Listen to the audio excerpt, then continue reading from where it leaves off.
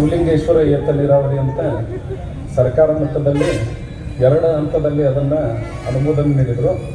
ಮೊದಲನೇ ಹಂತದಲ್ಲಿ 266 ಕೋಟಿಗಳಿಗೆ ಅನುಮೋದನೆ ಆಗಿತ್ತು. ಅದರಲ್ಲಿ ಬಾಗಲಕೋಟೆ ಮತ್ತು ಬೆಳಗಾವಿ ಜಿಲ್ಲೆಯ 44 ಗ್ರಾಮಗಳನ್ನು ಒಳಗೊಂಡಂಥದ್ದು ಇದೆ. ಸೊ ಸುಮಾರು 22,918 ಹೆಕ್ಟರ್ ಮುಂಗಾರಿ ಪ್ರದೇಶಕ್ಕೆ ನೀರನ್ನು ಒದಗಿಸುವ ಈ ಯೋಜನೆಯಾಗಿದೆ.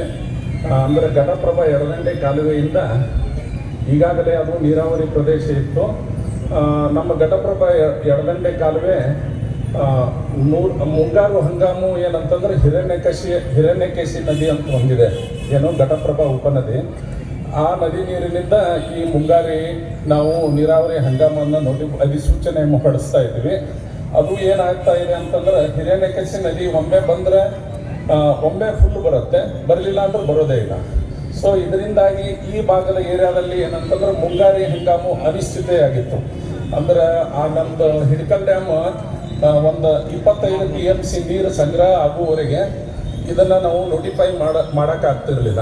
ಸೊ ಇದನ್ನೆಲ್ಲ ಮನಗಂಡು ರೈತರು ಮತ್ತು ರಾಜಕೀಯ ಮುಖಂಡರು ಹಾಗೂ ಸುಮಾರು ಇಲ್ಲೇ ಮಾಲಿಂಗಪುರದಲ್ಲೇ ಸ್ಟೇಜ್ ಹಾಕಿ ಸುಮಾರು ದಿನಗಳನ್ನು ಸ್ಟ್ರೈಕ್ ಮಾಡಿ ರೈತ ಸಂಘದವರು ಎಲ್ಲ ಕೂಡಿ ರಾಜ್ಯಾಧ್ಯಕ್ಷರು ಕೂಡ ನಿಯೋಗ ಕೊಡಿಯಾಳಿ ಚಂದ್ರಶೇಖರ್ ಅವರು ನೇತೃತ್ವದಾಗ ಒಂದು ನಿಯೋಗನ ತೆಗೆದುಕೊಂಡು ಹೋಗಿ ನಮ್ಮ MD ಆಫೀಸಲ್ಲೆಲ್ಲ ಅದ್ರ ಬಗ್ಗೆ ಡಿಸ್ಕಷನ್ ಮಾಡಿ ಇದಕ್ಕೊಂದು ಸರ್ಕಾರ ಮಟ್ಟದಾಗ ಇದಕ್ಕೊಂದು ಯಾವ ರೀತಿ ಪರಿಹಾರ ಕಂಡುಕೊಳ್ಬೇಕಂತೇಳಿ ಹೇಳಿ ಅದನ್ನು ಸರ್ಕಾರ 2 ಹಂತದಾಗ ಅನುಮೋದನೆ ಕೊಟ್ಟು ಮೊದಲನೇ ಹಂತದಾಗ 266 crores ಅನುಮೋದನೆ ಕೊಟ್ಟು ಅದು ಟೆಂಡರ್ ಆಗಿ ಓಷನ್ ಕನ್ಸ್ಟ್ರಕ್ಷನ್ ಪ್ರೈವೇಟ್ ಲಿಮಿಟೆಡ್ ಅಂತೇಳಿ ಮಂಗಳೂರದವರು ಆ ಕಾಮಗಾರಿಯನ್ನು ಕೈಗೆತ್ತಿಕೊಂಡ್ರು.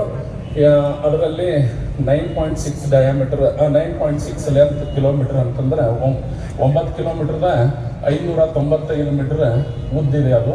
ಸೊ ಅದು ಈಗಾಗಲೇ ಕಾಮಗಾರಿಯನ್ನು ಮುಗಿಸಿದ್ದೀವಿ. ರೈಸಿಂಗ್ ಮೇನ್ ಪೈಪ್ಲೈನ್ ಹಾಕೋದು ಮುಗಿದದ. ಆನಂತರ ಜಾಕ್ವೆಲ್ಕಮ್ ಪಂಪ್ ಹೌಸ್ ಕಾಮಗಾರಿಯು ಕೂಡ ಮುಕ್ತಾಯವಾಗಿದೆ. ಡಿಲೆವರಿ ಚೇಂಬರ್ ಅದು ಕೂಡ ಕಾಮಗಾರಿ ಮುಕ್ತಾಯವಾಗಿದೆ.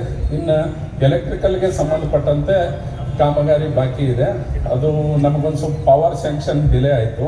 ಮೊದಲ ಏನಂತಂದ್ರೆ ನಮಗೆ ರಬಕವಿ ಸಬ್ಸ್ಟೇಷನ್ದಿಂದ ವಿದ್ಯುತ್ ಅನುಮೋದನೆ ಆಗಿತ್ತು.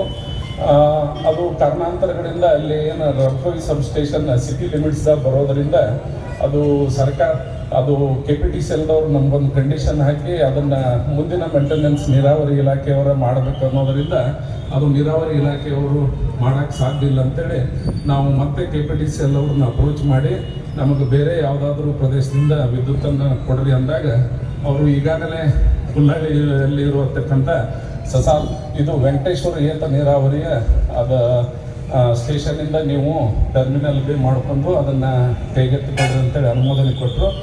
ಈಗಾಗಲೇ ಅದು ಕೂಡ ಏನಂತಂದ್ರೆ TC ಎಲ್ಲ ಆರ್ಡರ್ ಆಗಿದೆ. ಆನಂತರ ಮಟೀರಿಯಲ್ ಎಲ್ಲ ಪ್ಲೇಸ್ಮೆಂಟ್ ಮಾಡಿದ್ವಿ. ಸ್ವಲ್ಪ ಲ್ಯಾಂಡ್ ಇಶ್ಯೂ ಇರೋದರಿಂದ ತೊಂದರೆ ಆಗಿತ್ತು. ಸುಮಾರು 7.2 ಕಿಲೋಮೀಟರ್ ಅದು ವಿದ್ಯುತೀಕರಣ ಪೋಲ್ ಅಳವಡಿಸಿ ಅದನ್ನು ಮಾಡಬೇಕಾಗಿದೆ. ಆದಷ್ಟು ಅದನ್ನು ಶೀಘ್ರದಲ್ಲೇ ಮಾಡಿ ಅದನ್ನು ಸರ್ಕಾರ ವತಿಯಿಂದ ಲೋಕಾರ್ಪಣೆ ಕೈಗೊಳ್ಳುತ್ತೀವಿ ಮೇಡಮ್. ಜೊತೆಗೆ ಇನ್ನೊಂದು 2ನೇ ಹಂತದ್ದು ಸುಮಾರು 11 ಹಳ್ಳಿಗಳು